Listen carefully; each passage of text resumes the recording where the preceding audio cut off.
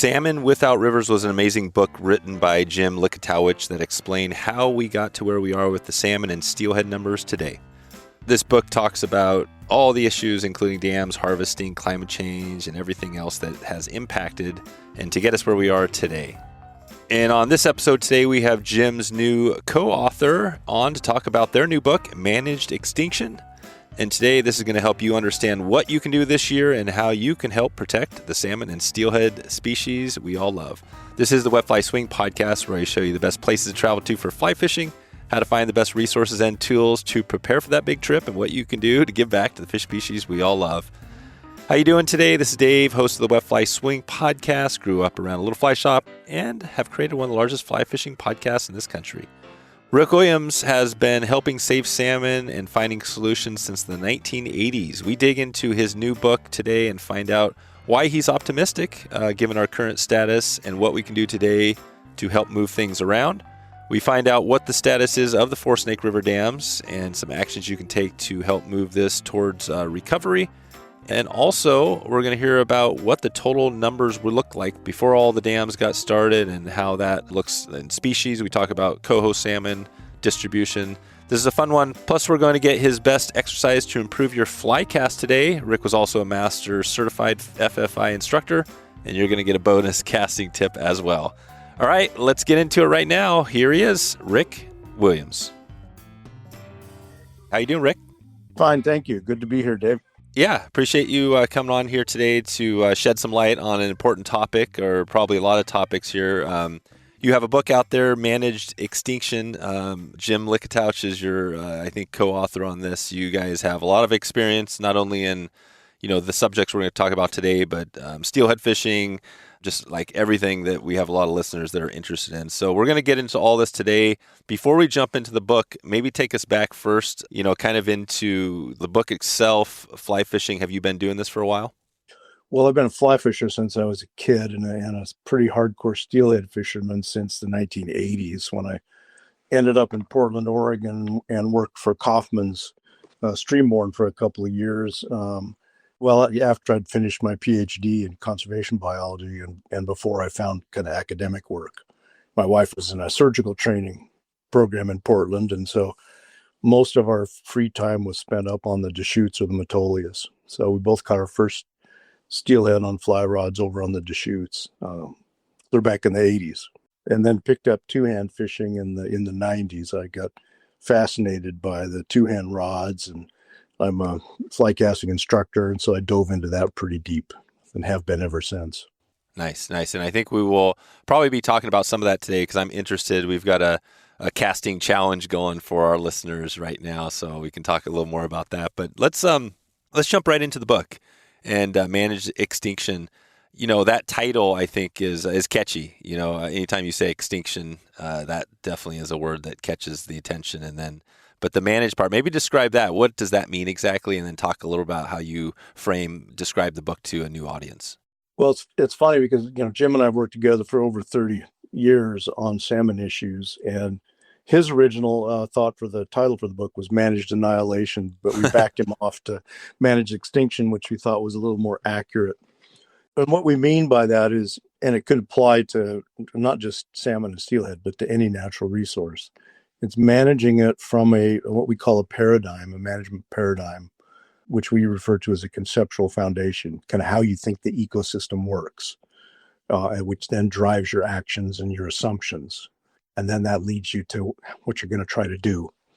And if that paradigm or conceptual foundation is erroneous, and then it can lead you down a path to where you're trying to, in all good faith, trying to manage the resource, but it isn't working, and the resource just keeps declining and has gone to extinction. And we've had, there were 350 or so stocks of salmon and steelhead in the Columbia River, and we're well down from that now. So a lot of them populations have gone to extinction. Some species have, for instance, the Snake River coho. A lot of people don't even know there was a coho that came clear up into the Snake River Basin, and it went extinct in the late 80s. The tribes have been really actively trying to reintroduce it over the last 15 years or so. What was the original historic distribution of coho in the Columbia? But we think of them more as coastal rivers and lower rivers, lower river fish, that are widespread all up and down the whole Pacific coast, Oregon, Washington, British Columbia. And they spawn in smaller streams, and they don't get these huge coho runs like you get Chinook runs. Like we used to get a Chinook back to the main Columbia and the Hanford Reach and into the Weiser River here in Idaho. Coho are a little more widespread, and so but they're highly productive, but their production comes from kind of an aggregate of all of these smaller populations. But they extended clear up into the Snake River Basin, probably utilizing the lower Salmon River and the lower Clearwater primarily. The last one was observed in 1986. They were declared extinct in 1989. And then the runs all kind of collapsed right about that point. And all through the 1990s were very, very low. And that's when all the ESA listings started to happen for all the upriver. Yeah. That was kind of in that late 90s, early 2000s, right? When things, was that just obviously it was a culmination of a lot of things, but was that mainly just also a big drop in ocean conditions that hit that? And then because things bounced back up, right? We had the 2010s where things like jumped right, back, and we had great fishing, but what was going on in that early 90s when all the ESA listings started? Well, it's a combination of all the impacts over the many years, habitat degradation, overharvest initially, all those things. But and ocean conditions played a role in it too, but probably the biggest role relative to the Snake Basin where I live and all these endangered species has been the completion of the lower Snake River dams. Lower Granite Dam was the last one that was completed in 1974, 75, and the runs dropped right after that. In hindsight, it was coincident with a downturn in ocean conditions. Okay. Yeah, Granite was the last one. So in 1974, that one's completed, and then essentially, 20 years later, then you have the ESA. Was it just like a slow trickle? Why did it take 15 years to see that, that ESA listing? That's a great question, because the environmental groups and the fishing and conservation groups, they were watching the fish runs decline. Back in the 60s, before the late 50s and 60s, before the four lower Snake River dams came in, the fish had to come up the Columbia River and go through 3 or 4 dams. And we were getting returns good enough in Idaho that, Ted Trueblood, who's a famous Western fishing writer turned conservationist, preservationist, was writing about going into Hell's Canyon and just having these heydays catching steelhead. Oh, are we talking before Hell's Canyon was put? When was No. Hell's Canyon? No. No, they were about the same time, but he was down lower in Hell's Canyon, below the Idaho Power Hell's Canyon complex. But the point was that, with the fish transiting 3 or 4 dams, they were doing well enough that we had a sustainable fishery, both for recreational and harvest, which we don't have now. Yeah. And the other 4 dams went in, and that took care of it. Right. Pretty well took care of it. Yeah.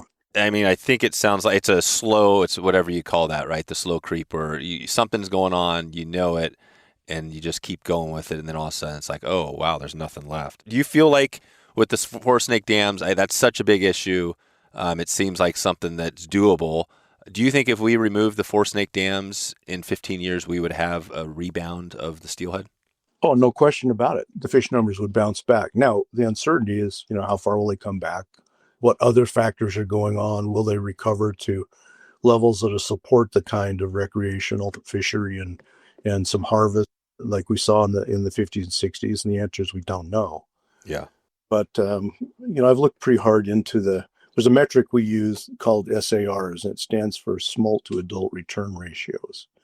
And to really simplify it, out of 100 smolts going out downriver, 2 need to come back to replace the male and female that spawned them. So 2% SAR, and we can measure these by putting little pit tags in the fish. They're little grain or rock-sized tags that, as they go through the dams and the locks and the fish ladders and things, they can get it. There's an electronic interrogation, and we get feedback from them, so we can track the fish down and back up. So we can use those to estimate SARs. And 2% is kind of the threshold for just maintaining. Okay, and the Idaho fish are below 2%, the spring Chinook and steelhead, and have been for 20 years. which is about the time period we're talking about. And in contrast, the fish down in the Yakima and the Deschutes are, 2.5 to 4.5%. And the regional goals for recovery are SARs in the 4 to 6% range. And so if you look at the transit through the 8 dams, the fish down at in the bottom end of the system are coming in somewhere around 3.5 to 5, 6%. And you lose about a half. How it appears that you lose about a 0.5% SAR, 0.6% at each dam. And so the Yakima, I think, system's the highest. They go through 3 or 4 dams there, and they're sitting about 3%. Well, you start taking half off for 4 more dams, that puts you down to about 1%, and that's where we Yeah, are. That's that's not where we are. sustainable. Yeah, that makes Population sense. downward trajectory.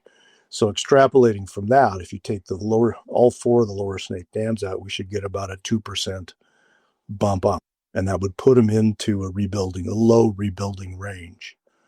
A question I get asked a lot of times is, well, couldn't we just take 1 or 2 of them out? And I mean, Right. that's a societal choice, but it's not going to do what the fish need. Yeah. And the 4 dams are down in a river canyon anyway. So each of them are about 100 feet tall. So they provide almost no flood control. You can't hold much water back on a 100-foot tall dam that's down in a canyon. They produce, depending on what the calculations are, 2 to 4% of the electricity that comes out of the whole basin, averaging about 2%, 2 to 3%. That is probably replaceable through conservation efforts and other kinds of electrical generation that's coming online. The other impacts that people are concerned about are the farms there, but the rivers and the dams are down in a canyon. There's a few farms along the riparian zone and along the river corridor, but most of the farms and most of the water is used up on the canyon tops, up on the rims, so it has to be pumped anyway.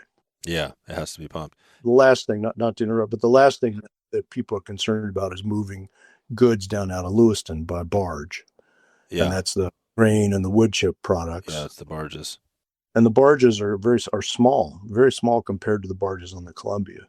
So the thought there is to move those subsidies and expand the ability to move things by truck, and then expand some of the rail lines Yeah, so that goods from cover the it. Palouse area can get down to the Tri-Cities where they can get on the big Columbia River bar. Oh, right. Yeah, I feel like the argument is, like you just said, it is so easy there. It seems like that's like such an easy thing to get over, especially and now that like, after Elwha and the Klamath dams now have been removed. I mean, it's different probably, right, with the tribal, folks down there, but like why is this still such a thing? I mean, we've been talking about this for like you said, probably the 80s about removing these dams. Do you, first of all, why has it been so long? And do you have any positive thinking that we're going to get this removed in your lifetime? Well, yeah, certainly hope so.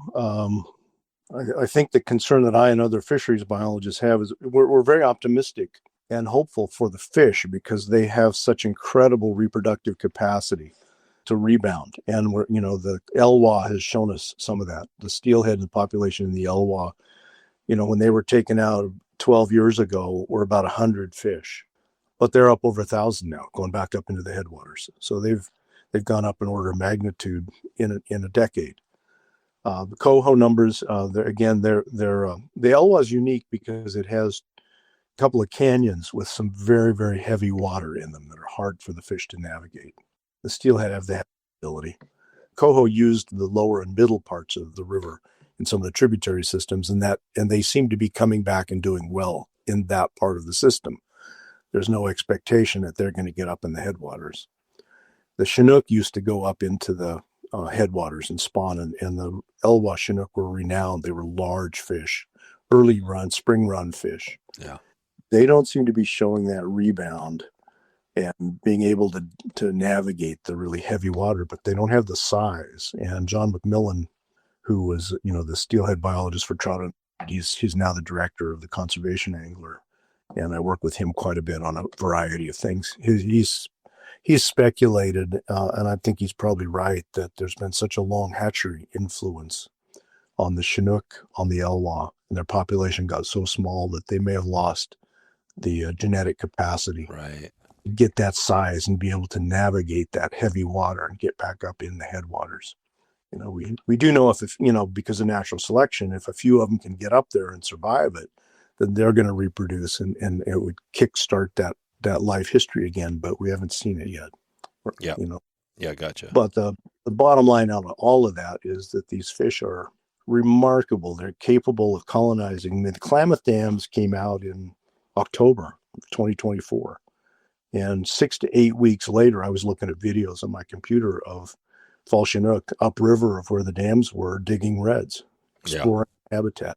So their capacity to jump back into these renewed systems is just incredible. Yeah, they can do it. That's awesome. And yeah, so we got to give them a chance. Yeah, we got to give him a chance. Exactly. And John McMill, we love John. He's been on the podcast. We're actually doing a trip with him up to the Skeena Spey Lodge, and we're going to be talking more steelhead up there. That's the interesting thing, because there are these places around.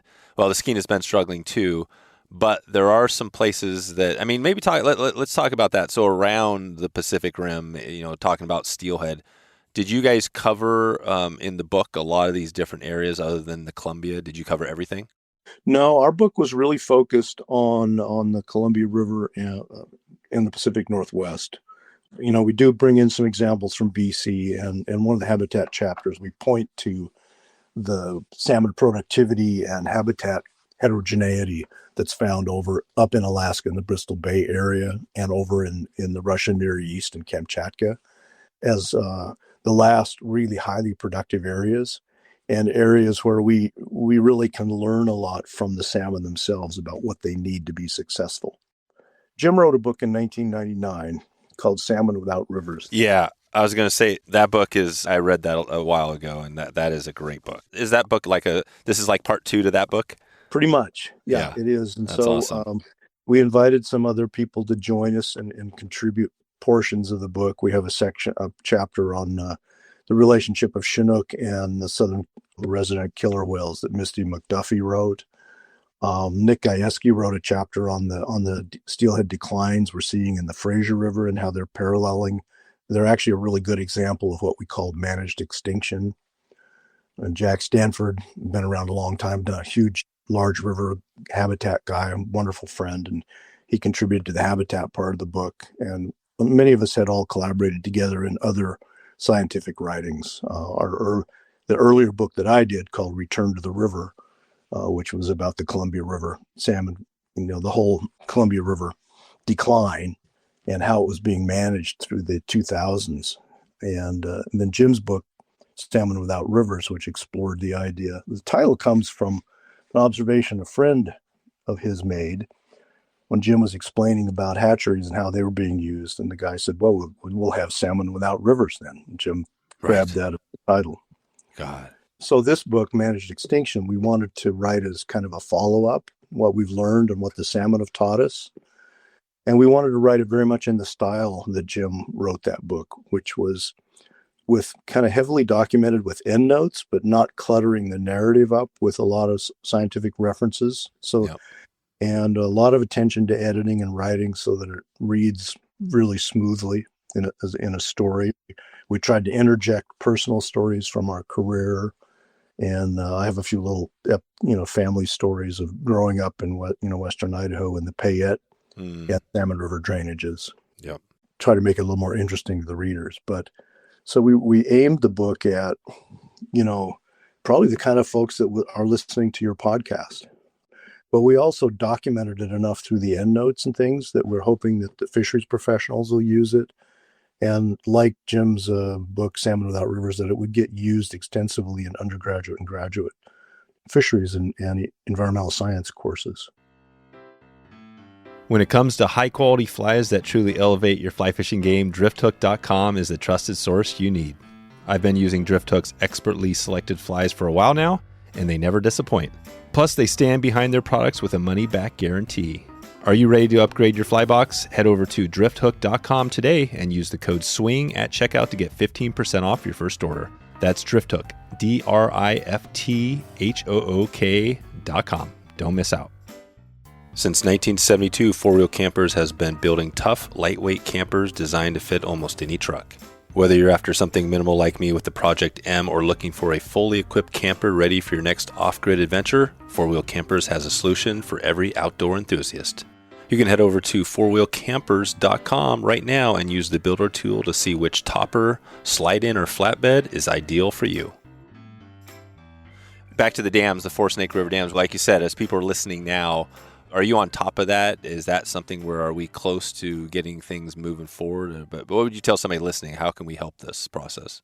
Well, the last time we had a real shot at this was in the late 90s, and it kind of got shut down politically, and it also happened in California, had a bunch of brownouts. So every bit of electricity was needed, and that pretty well just quelled that movement. I think we're back to that point right now, and we're hopeful. I think it's been, Representative Mike Simpson came out about 3 years ago with a very visionary and ambitious plan to take the Lower Snake River dams out. And I think it was it was a huge amount of money. It was like $330 billion, but only about 20 or 30% of it was actually aimed at fish and wildlife. The rest of it was all money going into the communities and the infrastructure to replace the services that the dams held. And it didn't gain much traction. I think it's been working its way kind of through the background of some of the stuff that Senator Murray and Governor Inslee did on their work. In the last few years, the tribes have become much more vocal and active, and I think that's a really good thing. Salmon were a huge important part of the tribal culture and their diet as well. The diet, you can't underestimate how important that was with the incidence of diabetes and health issues that they have. The tribes co-evolved with salmon, and so they wanted salmon back, and they wanted them back soon. So as a result, they moved pretty hard into hatcheries and aquaculture to assist that. But I think that some of the tribes, particularly the Nez Perce tribe, I think they're also kind of tired of waiting. And we've also seen over the last 30 or 40 years that, the hatcheries have given us fish to fish for, but they are not rebuilding wild runs. And in fact, when hatchery fish and wild fish interact, wild fish suffer. And we can't use the hatcheries to keep our wild fish in the system. In fact, they're detrimental to the wild fish. Right. And you always, I kind of go back to like the 4-H's, right? The Columbia is a good example of it because you've got, the hatcheries, harvesting, hydroelectric, and habitat, right? And so you got all those things going on. It feels like the X factor is kind of, seems to be now, the ocean conditions, sure, that is always there, but also climate change, right? What do you think about that? That seems, again, like it's just this another gigantic thing that is part of it and gets people stymied because we're like, oh man, what do we do now? We got this other thing. Like, how do we deal with this? How do you manage that? Well, climate change, it's intimately tied into the ocean conditions and the food web, and the marine survival is really critical. It's a major driver of salmon productivity. But all of that said, there's not much that we as humans can do to reset those things. There isn't. So you don't think if we just said quit driving all gas cars and we go to electric cars, that's going to save, right? That's not going to save the day fully. No, it'll all help, of course, and we need to do more of all of that. But I think the flip side of it is it underscores that our real opportunity to interact with these fish and to really help them is in providing them access to historical habitat, trying to keep the water quality high, and trying to restore them into some of their historical systems wherever we can and wherever we have the opportunity to. The Elwha's just a phenomenal example. Those dams were in there for 100 years, and we took them out. And part of the reason the Steelhead have rebounded so well is that they were landlocked up above. For years, people talk about the extraordinary rainbow trout fishing in part of the Elwha system if you're willing to hike up there. But, those were landlocked steelhead. So all the genetics was there, all the life history was there waiting. And we pulled the plug and boom, it's no real surprise they came back.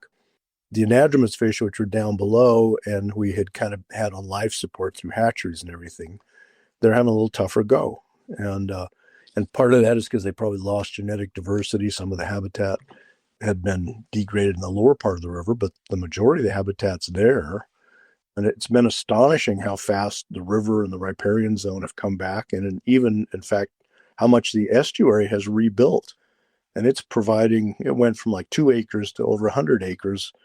and it's providing rearing habitat for the juvenile salmonids going out of the Elwha, as well as nearshore marine fishes that have moved in there and are also rearing and using it.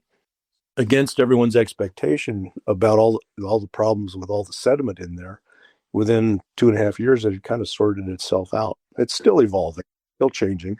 Right, right. And it's going to do that, right? That's the great thing about Mother Nature is that if we just give it room, it's going to recover. You mentioned, so like the 4-H's, we mentioned the habitat. You're kind of talking about habitat, hydro. You mentioned hatcheries. The harvest is the other thing, and I guess I turn to like the Chinook, and I know this is kind of more Jim's wheelhouse, but we've talked about this. We've had the salmon state. We've had some episodes where we've talked about the Chinook up in Alaska, which is really scary because I think this has been happening for a while, but now we're at this point where, wow, this is like, we're seeing it. And they're talking a lot about ocean trawlers, right? And things that are harvesting fish. What do you think is the Chinook? And is there a big difference between what's going on with Chinook and Steelhead, or do you see the same solution to fixing it?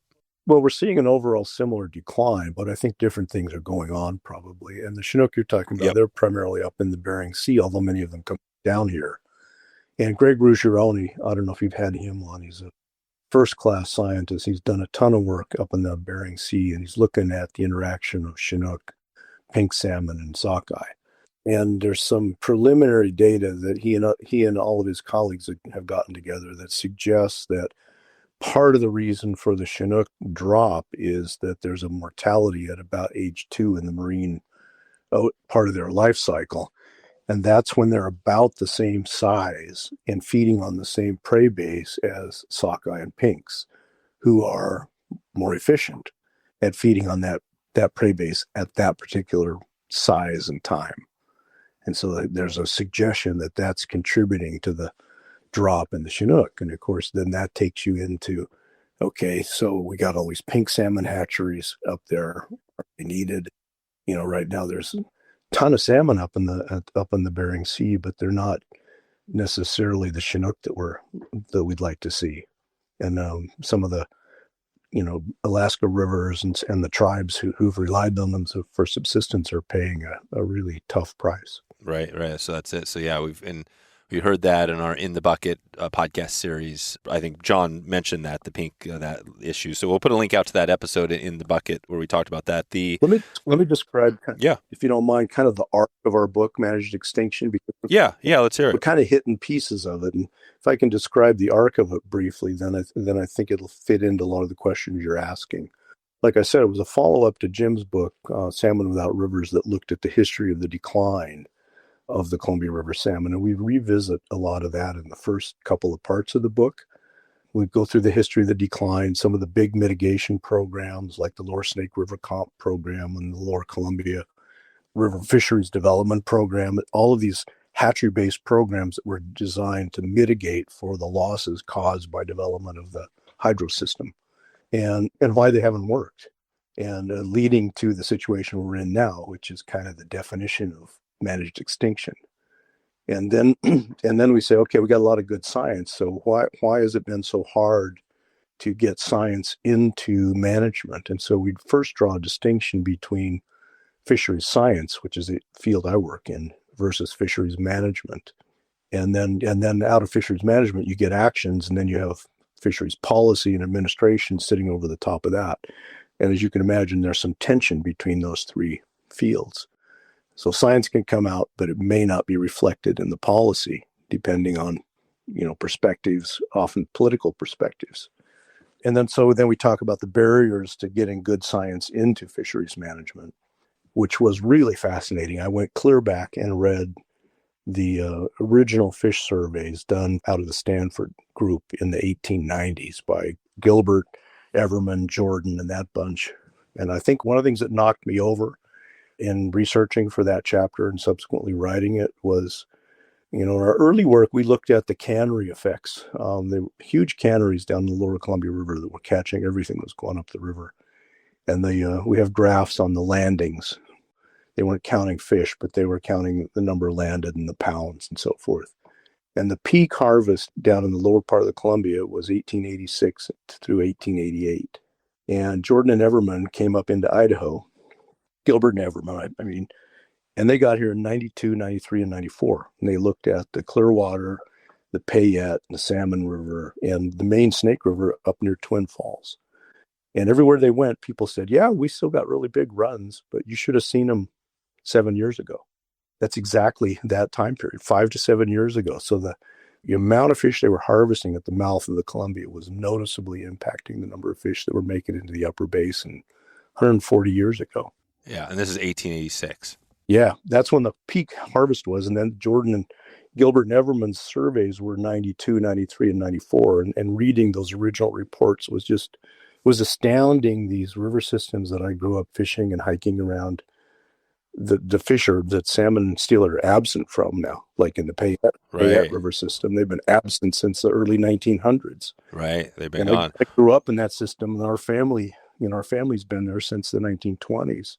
There's no stories in our family about salmon and steelhead ever being in the Payette system. Right. But we would get in the car and drive up over the hill into the salmon system and trout fish and chase steelhead around and things. But nobody even knew that they'd been in the Payette system, because some guy down in Horseshoe Bend, just north of Boise, put a little dam in about 1904, and it just knocked the whole run out.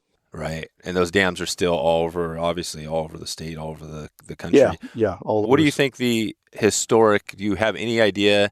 Let's just go back to 1700 or whatever. How many millions of salmon were there? Do we have an idea versus now?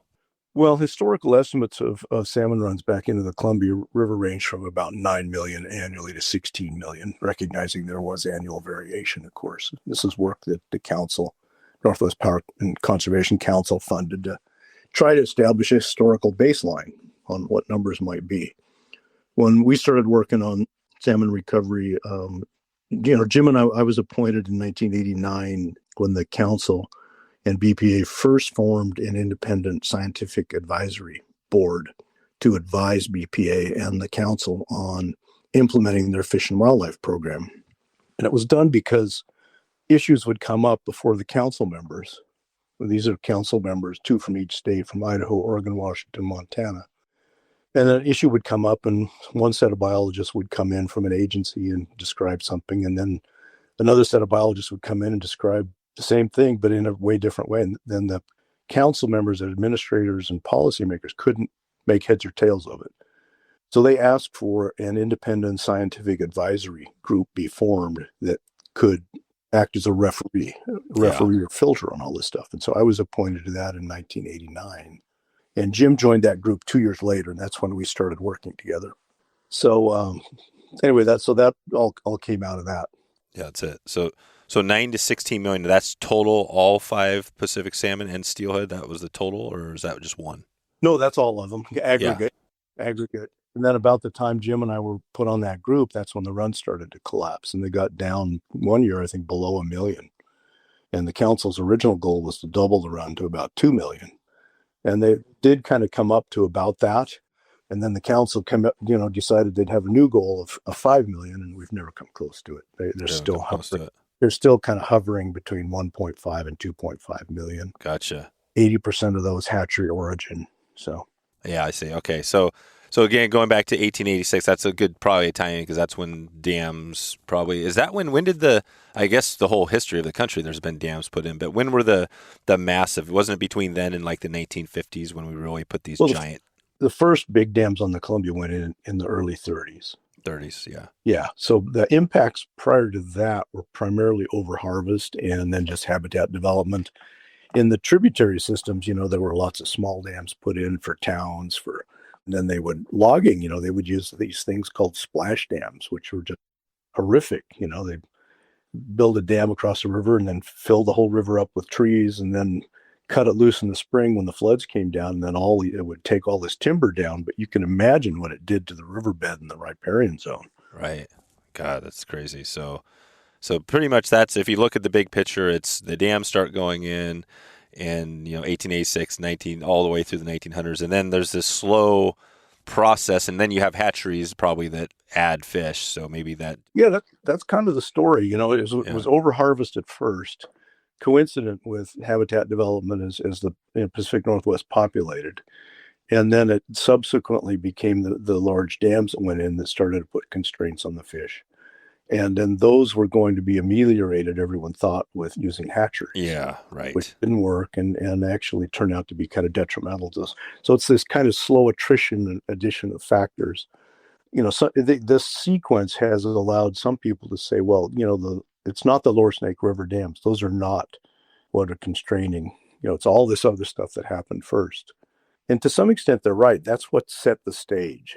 You know, that caused a lot of the problem. But the SARs tell us unequivocally right now Yeah, the dams. that what is constraining wild salmon and steelhead in Idaho are the mortality through 8 dams going down and then having to come back up through 8. So they pass 16 projects in their life history.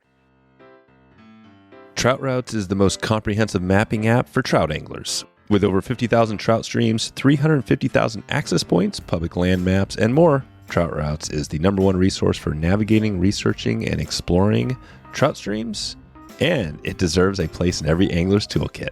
I was in New York fishing recently. My first time in New York fishing, I had the Trout Routes app, and I was able to check out and access public access points through the maze of private property on the rivers we were fishing. And after I got into the stream and was fishing down through a run, I wasn't quite sure. I saw a house down below. I wasn't quite sure where the property lines ended, but given that I had Trout Routes, I was confident where I was fishing, and I was able to assure that I wasn't trespassing. You will be fully prepared with offline maps. You can get driving directions to points of interest, drop pins, add your notes in the app, all while keeping all of your data private to your account only. You can visit troutroutes.com right now to learn more and download the Trout Routes app for free in the App Store today. That's Trout Routes, TROUTROUTES. Start exploring today. What is like right now, is there a person, a group like that's working on getting those removed? Where could we direct people to like jump into this fight? Like what could we do today? Well, I think, let me take a small tangent back through the book then, because we have a section after we describe all the history where we give examples of what we're calling this current conceptual foundation or paradigm, where we continue to develop, we continue to extract services, we continue to try to use hatcheries to solve things that's not working. And those are the managed extinction examples. Then we have a section in the book where we say, okay, here are some examples where we took a lot of those constraints away and see what the fish did.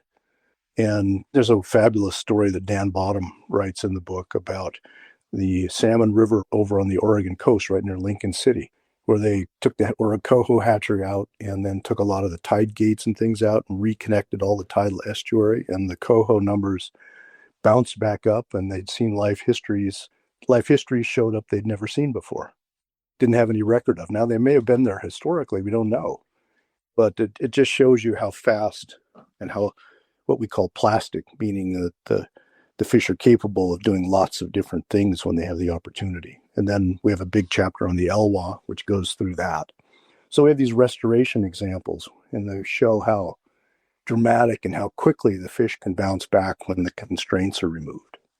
And so then we'd have a section where we go through at a very high level the 4 H's you just talked about, trying not to get down in the weeds, but say, okay, here's harvest, here's hydro, here's habitat, here's the big factors, here's the big impacts, here's what's causing things today, here's the concerns. Then the last part of the book, Jim and I talked a great deal about this because as scientists, we look at the graph I've just described to you about the SARs going downhill like a ski run when you go through the 8 dams. To us, it's telling us a really compelling story that within 20 or 30 years, if nothing changes, we'll probably lose the vast majority of wild steelhead and salmon here in Idaho, in the Snake River Basin. And that's compelling to us to want to cause action.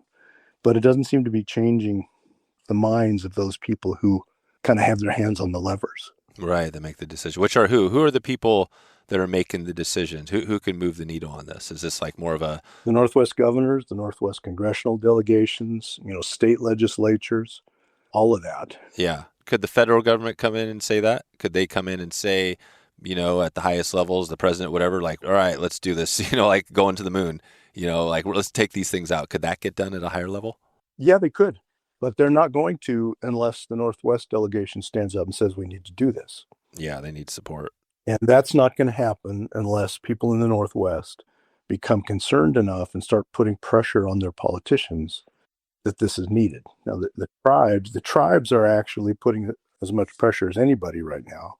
And they have, very strong, they're sovereign nations. And there's a lot of legal system behind them. But it needs to be more than that. It needs to be more of an effort than that. So, and I mean, and I'll be really candid. Idaho's really frustrating politically. Right. We've got the last remaining wild runs of spring chinook and steelhead, including the big bee run fish. Right. And we've got the last remaining best habitat. And a lot of it is at higher elevation. So it's a little bit protected against climate change. We ought to be going full blast right now on trying to get these fish to have as much access as we can back into this system, because this is their refuge. This is where they can probably continue to survive through the plane changing environment that we're going through. And other than Simpson, all the rest of the Idaho delegation and governor are just dead set against it, which is a little hard to understand, to be honest. The lower four Snake River dams are in Washington, so the water's already left. The water's already left Idaho, and the electrical generation that supports a lot of Southwest Idaho comes from the Hells Canyon complex and Idaho Power. Right. So you're kind of going, okay, what else is there? You got the barging out of Lewiston, but like we talked about, if you shift subsidies around and try to work with people instead of saying no, then that one's solvable too. So I actually think it kind of boils down to a little bit of just intransience and this kind of perverse idea that we're protecting some kind of Western lifestyle legacy. Yeah, that's what it is. That's which is the hard stuff to combat, right? Where you've got this like generational stuff of like, hey, these are our dams. They've been there. It's part of what we do. Yeah, I understand it. My grandparents immigrated here 1908. Yeah. They probably built some of those dams, right? They probably built some of those barriers, right? They were probably part of that whole process. Yeah, I get all that. I mean, they homesteaded up, some of the Totally. Idaho desert. The water was brought through irrigation network from Arrow Rock Dam. Right. Yeah. I understand all that, but that whole legacy is 200 years old at the max. Not even that. 160. And the salmon have been here for tens of thousands of years.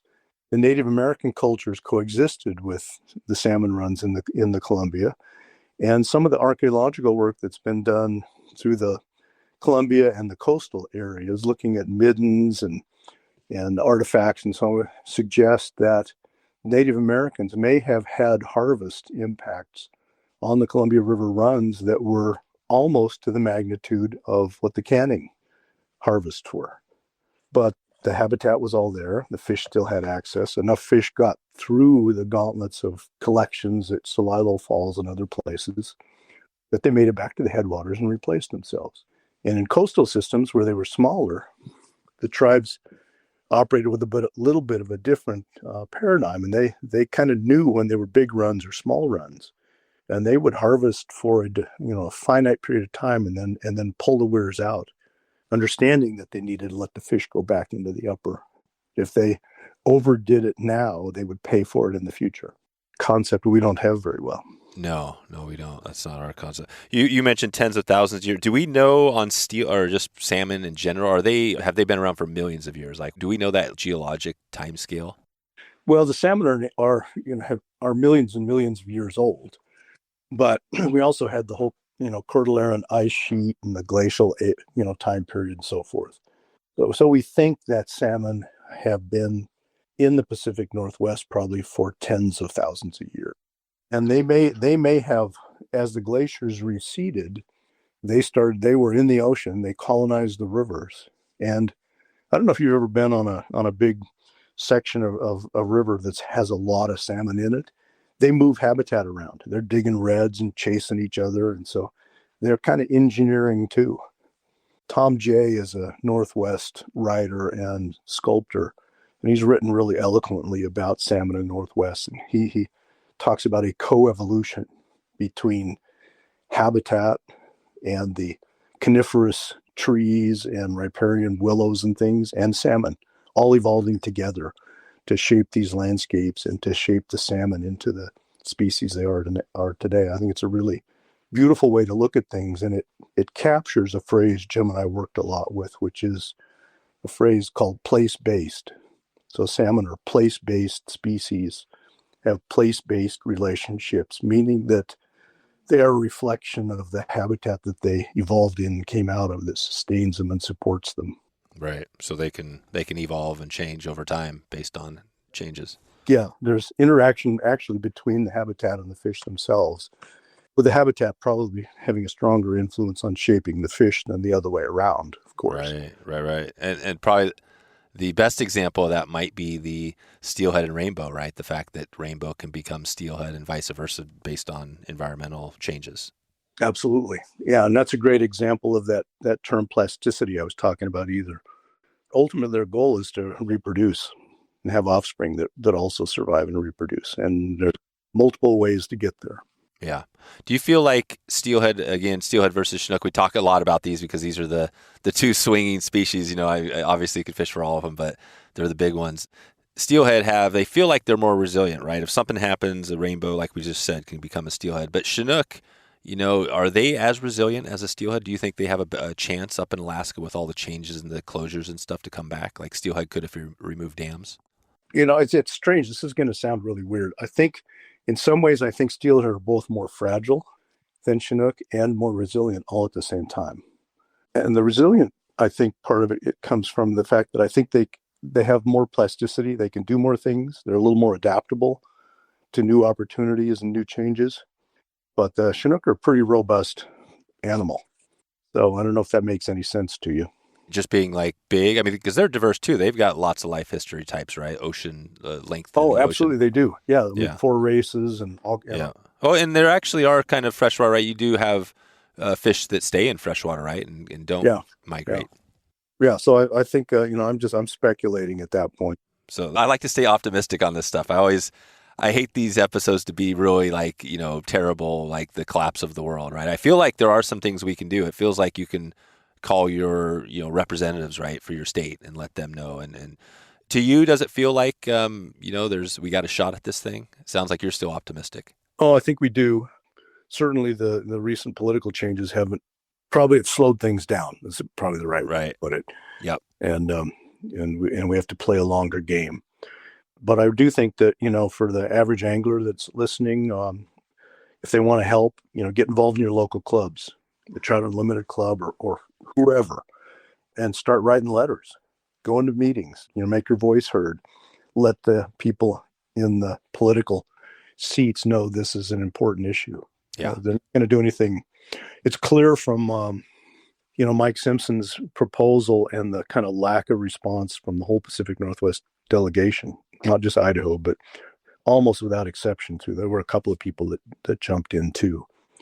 But I think we're in a day and age where I think it'd be really hard to be a politician. Everyone's running scared for whatever reason. And so we have to provide both the impetus and the courage for the politicians to be able to stand up for things that we say are important.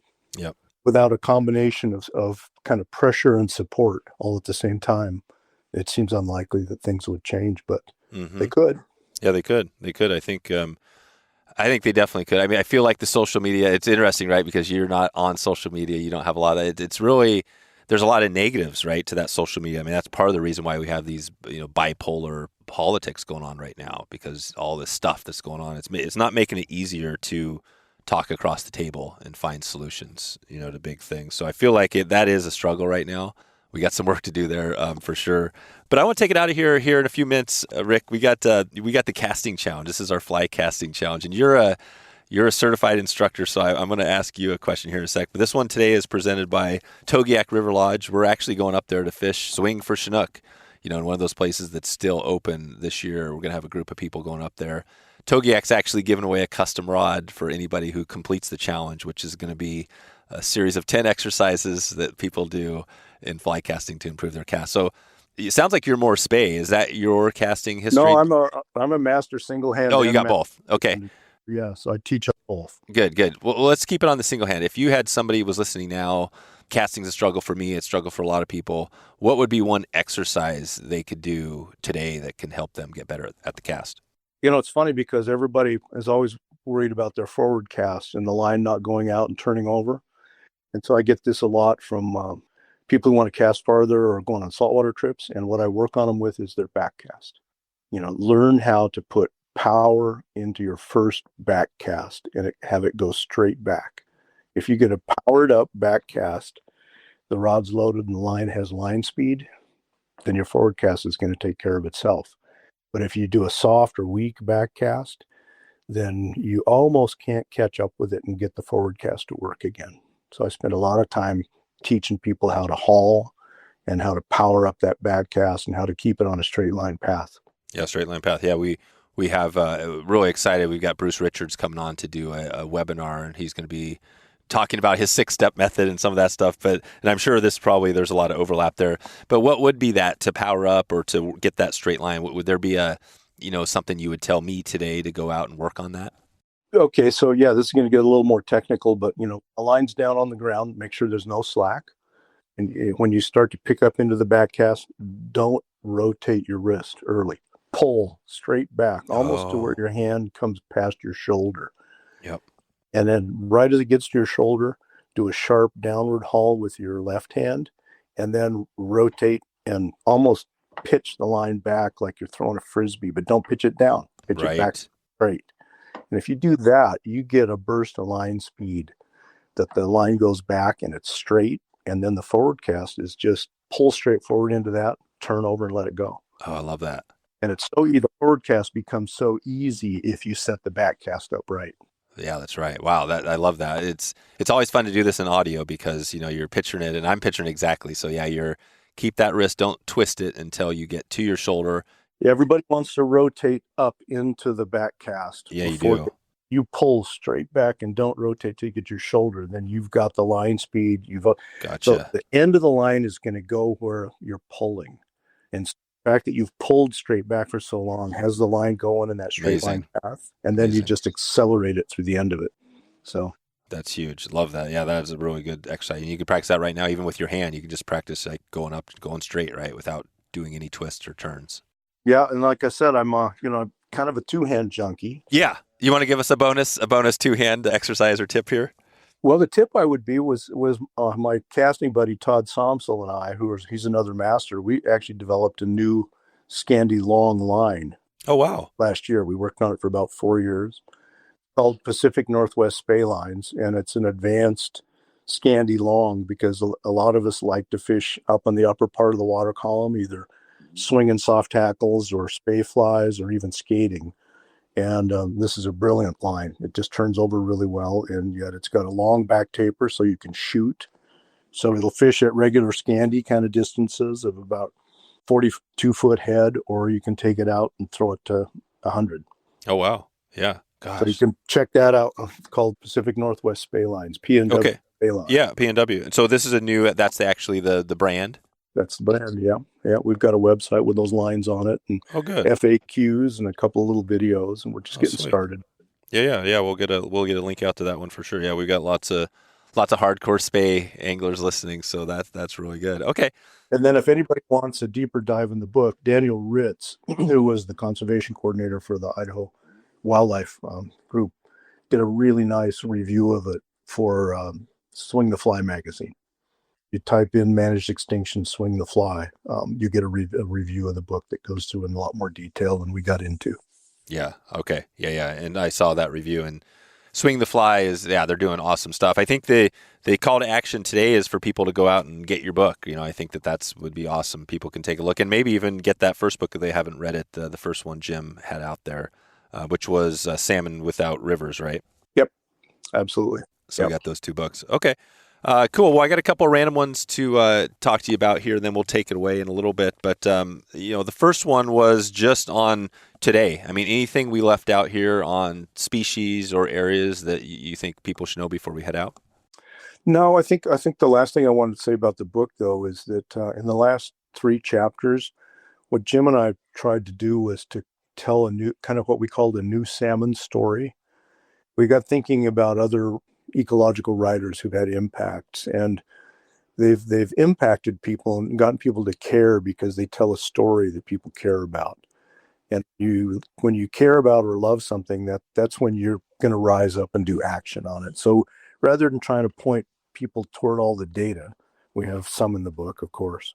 We really wanted to try to connect people to the salmon and steelhead and their habitat, and how trying to work on that place-based concept of taking it back to local fisheries and local connections. Maybe that's what's needed to get people involved and caring enough to be able to then reach out to community members and politicians to share that concern and make a difference. Yeah, I agree. I think that I think part of it is like we were saying, talking to each other. I think that's part of the struggle right now is that it's polarized with the politics that people aren't even talking. But I feel like when you get at the table with somebody, it's even like my friends. I've got some good friends that have different political views than me, and we text and we fight sometimes. But then whenever we're in person, it's like, oh, what were we fighting about? Right? That seems ridiculous. We're actually talking. I mean, you can find solutions. I feel like we're at that place where nobody's really talking, and we're just like, kind of battling. Is that kind of how you see it right now? Oh, absolutely. I'd love to see people come to the table with an attitude of can instead of can't. And I think like all the Lower Snake River dams, I mean, it really kind of comes down to, aside from the kind of legacy thing we talked about, which I think is a false, the real legacy are the salmon runs themselves. But, we approach these things as, well, we can't do this because you'll take this away. And I think if we all came together and said, okay, these are the services that come out of those dams, how can we change things and try to either offset whatever impact that's going to have on you or keep you whole? And if we were just, more creative and kinder, that'd go a long ways. Mm-hmm. Do you think the people that have the different view, or maybe are just there that aren't at the table saying, hey, let's remove these dams for whatever reason, do you think they're thinking, I mean, because I can't imagine somebody's thinking like, hey, I'm in Idaho, I live in Idaho, and I'm okay if all the steelhead go extinct. I mean, my guess is that's a very small portion of people. Do you think the people are thinking like, I just think, they think something else is going to happen to save the day? Or do you think they just don't care about salmon and steelhead? I don't think most of them are connected. I don't think they care. In the Pacific Northwest, I'm not sure where you live, but through Oregon and Washington, you still have salmon and steelhead in those systems. So their numbers may be down, but the people in the state are connected to the fact that there are salmonids in those river systems that are anadromous. Here in Idaho, we've had dam blockages so long. My example in the Payette system. Oh, right. Yeah. The Payette, was singled out by David Starr Jordan as one of the 2 or 3 most productive salmon and steelhead river systems in all of Idaho. And that's why why he sent Gilbert and Everman up here to survey it. And even my family, who's going on 4 generations here now, had no memory of salmonids in that system, anadromous fish. And so I think most people over here, especially with the influx of people we've had into Idaho recently from everywhere else in the nation, they have no clue, no concept that salmon and steelhead. Wow. They were swimming right through downtown Boise in the Boise River. Oh, man. Gosh. Yeah. I mean, it's hard to imagine. And even like Hell's Canyon, right? You can even go back to that. Like at some point, I mean, when was Hell's Canyon put in there? Oh, those dams were in the 50s and 60s, if you're talking about the dams. Yeah. Yeah, like the big, like Hell's Canyon Dam, like that one that has it's the complex of 3 dams, Bradley, Oxbow, and Hell's Canyon. Yeah, so you got you 3 dams. So those go in too. So without those, are fish going all the way up to what, American Falls, or are they going even further? Well, Shoshone would have blocked them. But where's that? Is that in there somewhere? Oh, that's near Twin Falls. But okay. Everman, when he was here, I mean, he described a section of the Snake River just below Twin Falls as probably the major spawning habitat in all of the Snake Basin. Right. And nobody knows about that. No. It's just gone. Yeah. I mean, this point is so, valid because we've talked about this a little bit. You go up to the Skagit River and some of these places where they close fishing. And the struggle is that, man, you close it, and after a certain number of time, 5 years, 10 years, people forget about the river. And they're like, oh, and that's what you're saying. Like the Payette's exactly. On here, I mean, in Idaho, I mean, once you get out of Hell's Canyon, you open up into this farmland kind of country that's down here. I mean, you had all these rivers. You have the Owyhee, the Jarbidge, the Weiser, the Payette, the Boise. All of these tributary systems had all of the salmon in them. plus the main stem Snake River going all the way up to. I mean, I remember if you go to Twin Falls and drive down into Nevada, like you're going down to Jackpot to go gamble or something, there's a sign out there in the middle of the road that says Salmon Falls Creek. And I remember driving by it back in the 80s and thinking, why would that name be there? Well, it was below Shoshone Falls. It was a tributary creek, and a very large run of Chinook went back in there. Yep. Were stopped by little falls on the creek, and that's where they spawned. Jeez. Out in the middle of just this desert habitat. Desert. Incredible. Right. Gotcha. So I have a couple of random ones for you, and then we'll take it out of here. One is, and this is on the same line, so you've got these runs, closures. For Steelhead, let's say, hopefully we don't get there, but on the salmon or some of the clear water, things get so bad that they have to close them, or they say, you know what, you can fish, but just you have to cut your hook off. So you can use with feather, right? So you can't actually hook the fish. Would you still be out there swinging for these fish? Actually, I'd probably go more than I have. You would? Yeah. I mean, I teach all kinds of people two-hand casting. Oh, right. I'm out there all the time, all fall, getting everybody ready for the season. I've steelhead fished once in the last 5 years. There you go. For Right. 2.5 hours Yep. up on the Salmon River for two reasons. One, the what numbers of fish are so low, and because it's gotten low and precious, you go up there and I've seen a lot of bad behavior up there. I don't want to go up there and argue with people about who has access to a run. And so I just haven't done it. But if we got to the point where I'd have to take a bomber or a skater and cut the hook, the others wouldn't go. So I'd probably go. Right. You'd have the whole river to yourself. That's the positive outlook on the it's the take anyway. Yeah, it's the take. It's not positive. We all love to land the fish and see it, and they're so absolutely stunningly beautiful. But we're all out there for that tug and the take. Yeah, I know, and everything else. Good. On your outdoor, so you're in Boise, right? Is that where you are now? Yeah, we live in Eagle, just west of Boise. Just west of Boise. Oh, gotcha. And how is it looking? How's the skiing? Are you guys getting a good snowpack for the year? Oh, we had a great year. Just north of Boise is an area called Brundage at McCall. Yep. They hit 200 inches of snow frequently by late March. They hit it the last weekend of January this year. Oh, good. So that's a positive, right? So that means all the streams are going to be better off this year. Well, maybe. We hope. Yeah. Right. I mean, it can always end up with a dry spring. You don't know. But right now it looks great. It looks great. Back to just leaving a message. So the one thing right now, again, the call to action for somebody, right, other than buying your book, because everybody's going to buy your book today, what is another call to action somebody can do to help what we're talking about? Maybe help get these dams or just do something. There's a lot of concerned anglers and groups all through the Pacific Northwest. So I would say the first thing, if somebody's not hooked into their local fly fishing club, I mean, I've been going out and presenting the book and talking to people at various fishing clubs and the local EU chapter. I've done some Zoom stuff. So nice. Get involved, get educated, and start writing some letters. Perfect. Well, Blake will love that too. We'll get everybody hooked into FFI if they aren't already. The great thing is FFI is amazing. Not only all the conservation stuff, but like you said, all the casting, certifications and knowledge there. So great resource. I've been tied in there since actually I came in to the FFI for conservation. I'm one of their two senior conservation advisors. Oh, you are? And have been I'm the conservation advisor. Kind of deals with all the West Coast stuff and all the anadromous. And yeah, that's right. Yeah, you've been there since the beginning. So I've been doing that for almost 30 years. But I also just love all the casting stuff. That's been great fun. Bruce Richards was one of my early mentors. Oh, he was? Yeah, he has been. Yeah, is his 6-step method, I mean, he's had a lot of stuff that's influenced, right? But is that a big thing, the big document?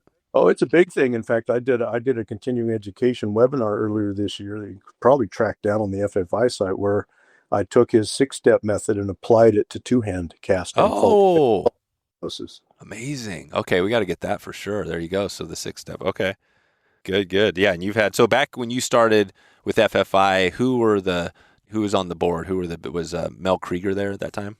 Oh yeah, Mel and Joan and Bruce. Bruce was early on. Macaulay Lord. And then Tom Gindra and Floyd Frankie, and it started. It really started with the major teachers, Lefty, but a lot of celebrities. But what they found over the next decade was that the board was served a little bit better, perhaps by having less well-known people who were more willing to dig in and do work. Do the work. Yeah, there you go. Love that. Yeah, the unnamed people, the people doing all the hard work that you don't hear about, right? That's what moves it. But like I've been involved in the casting board or the program. We restructured it recently for over 20 years now, and I mean I authored our new, along with a couple other people, Todd Somsel being one of them, and Thomas Bergman from Sweden. I authored our new two-hand shorthead exam. We have a two-hand master exam that you use the long 50, 60-foot headlines, and then we have a entry-level casting instructor exam that focuses on Scandi and Skagit line. And Thomas and I authored that exam about 3 or 4 years ago. So there you go. Yeah, it's great. Awesome. Well, as we knew at the start, Rick, I knew we'd run out of time eventually, but we'll hopefully follow up with you down the line, and we'll obviously send everybody out Managed Extinction on Amazon. And where was the other place they could pick up that book? Caxton Press, CAXTON Press, out of Caldwell, Idaho. Oh, Caldwell, good. So we'll put those links in the show notes. And yeah, really appreciate all your time, all the hard work. I mean, obviously, you've had a big impact on fly fishing and all the conservation work. So definitely appreciate that and look forward to keeping in touch with you. Yeah, and if some of your listeners want to reach out to me with further questions, happy to deal with them. All right, here is your call to action for today. Go to check out your local group. That could be FFI, TU, any local conservation groups. Join that group because that's the best chance for you to get started. And you could also check in anytime with me. I can connect you with Rick if you want to connect with him. He's a hard guy to find out there on social media, so let me know if you have questions. If you haven't heard, we are posting on YouTube, and we have a webinar with Bruce Richards on fly casting. If you want to see this is the man. You heard it today from Rick, the guy, the 6 steps. This is a huge one. Rick talked about it. Bruce Richards is here. Full webinar video if you want to check this out step by step right now. Quick ones before we get out of here. We mentioned Alaska. We mentioned Togiak, the giveaway. That is going on. If you want to get a trip right now, wetflyswing.com/Alaska. Sign up there and I'll follow up with you on details. We're heading up there to swing for these big Chinook. We've been talking a lot about this, but this is your chance right now. If you've been waiting for this one, check in with me. Next week, CJ is here. Chad Johnson, CJ's Real Southern Podcast. I can't wait to share this one to the world and fill you in on it. Lots of good stuff going this year. Hope you're enjoying it. As always, Dave at wetflyswing.com. If you have any questions, any feedback, I always love to hear from you. If I haven't heard from you for a while, if you're brand new, never checked in with me, that's the easy way. It's a direct shot right at me, Dave at wetflyswing.com. If you have an episode topic, any feedback for the show, how we can make it better, I would love to hear from you. Appreciate you for stopping in and listening to the very end here today. And I hope you have a great morning. I hope you have a fantastic afternoon, or if it's evening, might be late in the evening, even though we all know that getting sleep is going to increase your lifespan, is what they say. So you don't want to be up too late, staying up for that next fishing trip the next day. But if you are, that's okay. Enjoy it. Fired up. You might be young and looking ahead, thinking life is long. But trust me, I'm with you. So stay in touch and let's talk to you soon. Thanks again. Thanks for listening to the Wet Fly Swing Fly Fishing Show. For notes and links from this episode, visit wetflyswing.com.